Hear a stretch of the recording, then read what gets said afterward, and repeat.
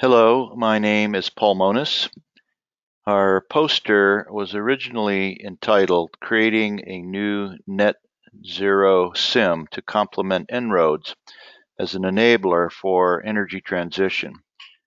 We're still going to talk about this, but we'd like to expand the discussion a bit more to cover how society and companies can mitigate risks, expand opportunities, and accelerate change towards the net zero future by using system dynamics and the SIM as an enabler.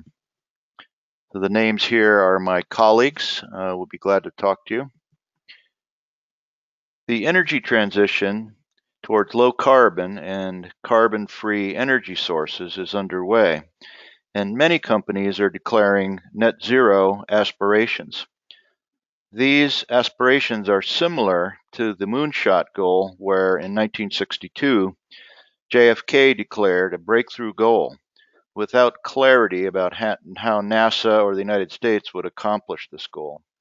From 1962 to 1969, the United States came together in support of this goal, and then it was achieved.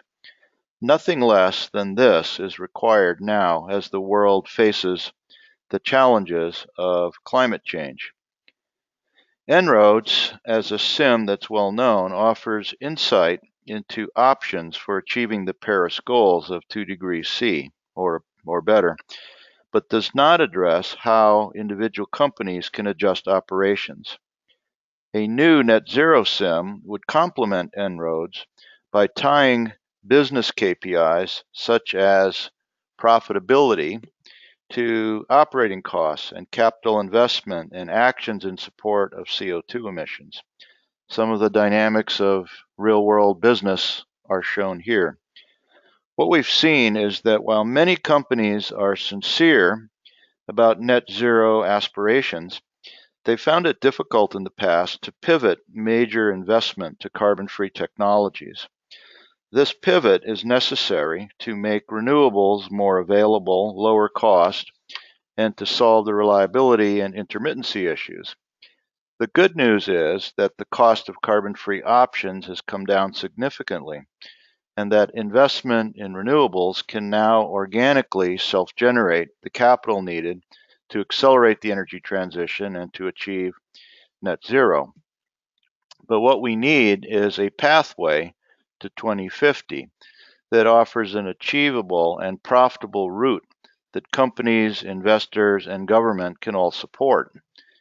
Having this would greatly help everyone overcome constraints to progress towards net zero faster and with less risk. Sort of the big headline we have here in red is that companies and governments need to stay solvent while they change. Our team believe that we now see a way to help do this. In our poster discussion, we can discuss the causal loops in this diagram. The nutshell is that we have to figure out how to shut down the loops that constrain companies and society from making this change we all want to make to net zero. And we need to activate other loops which provide the opportunity and the benefit. A key to this is the customer and the installed infrastructure they have. The demand patterns for types of energy generated are going to be key as we move forward to 2050. There are many technical issues, and even things like estimating demand or deciding where to put investment between many options that are competing for funding. We've pictured that here as a bunch of baby birds wanting to be fed, is such that there just isn't enough capital to do everything. So the question is, how do we decide? There is a tension about following the customer demand based on today's technology versus investing more heavily in innovation and R&D to create the carbon-free infrastructure, technologies, and changes that are needed to move away from the current carbon energy to, or at least to remove the CO2, to the future world where net zero happens. There are just as many social issues that are just as important that interact with these technical issues. Things like people's awareness, willingness, and capability may limit what is possible. This is a problem involving hearts and minds. We need to raise the level of thinking in everybody to move away from cultures that work in silos and compete, to finding new ways to collaborate and do multi-solving. This will require shifting mindsets and increasing receptivity for change. There is a capability trap, and we must overcome that. This is like educating the customer and society about what is possible so they believe it and so that the best decisions can be taken. So we need to think about both technical and social.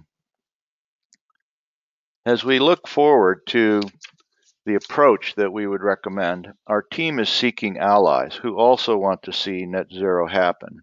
We believe collaboration and innovation is required, and we think alignment would really help to understand what people are seeing and the constraints.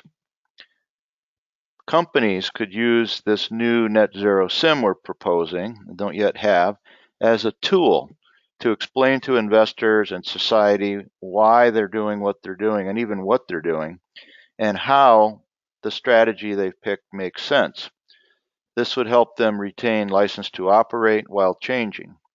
Changes take time, and sustaining alignment internally and externally as major structural changes are executed is very difficult.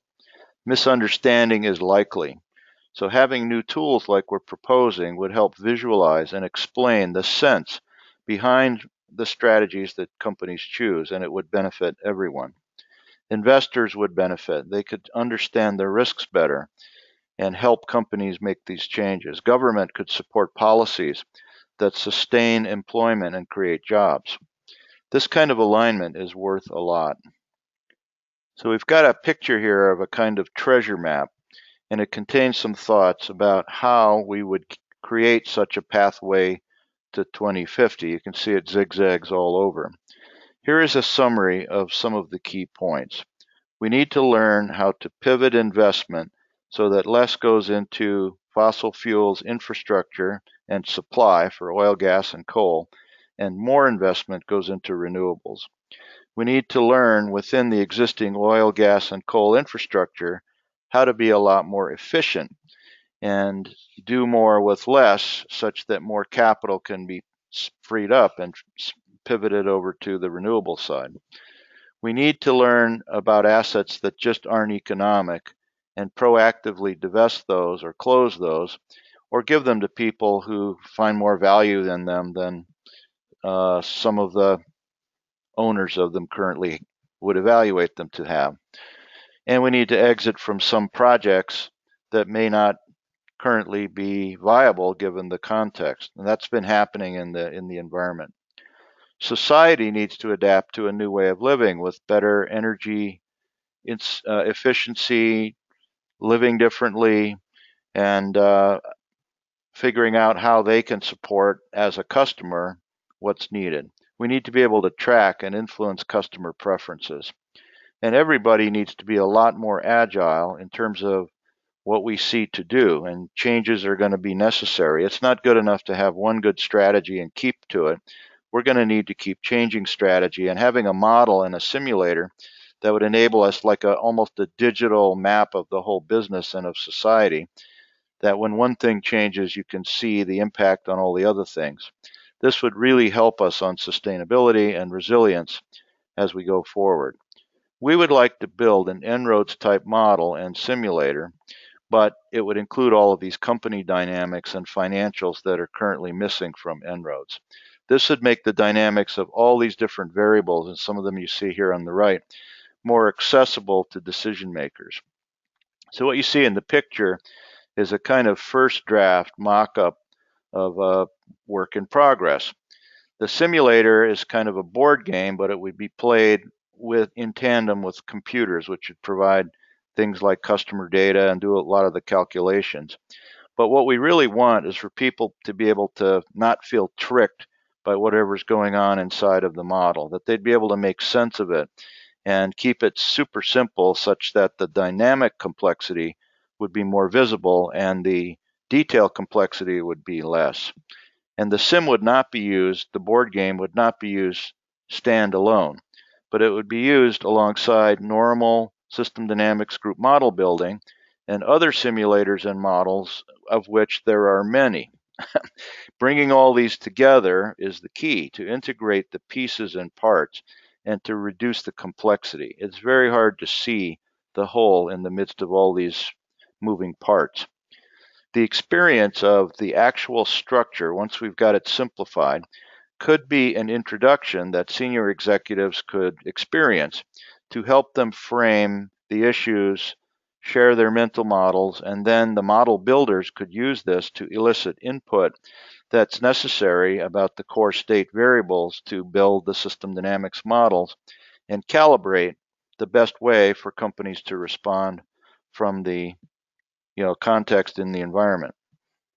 The resulting submodels that we'd have to build from this group model building and the sim would be used together in many different ways. We could test companies' strategy to see what the structure aspects do. There are many non-intuitive, counterintuitive feedbacks and dynamics that, as Jay Forrester has told us, often matter more than the things we pay attention to. So the key is not to get lost in the detail complexity. There is a lot of value in going slow to be able to visualize and test how these dynamics happen over the next 30 years. And then once the strategy is really clear and we know what we're doing, you could use the sim to communicate to internal and external audiences and to do policy exercises under a range of scenarios. This would just keep everybody together again and help build support for management. So our team is seeking allies who want to see net zero happen and who have ideas on how to build these kinds of tools that would help executives make more money and realize the upsides of energy transition and to avoid the downsides of moving too slow or adopting low leverage policies. So this is what we're up to, our report in the work in progress, and we'd like to see you at our poster session. Come talk to us.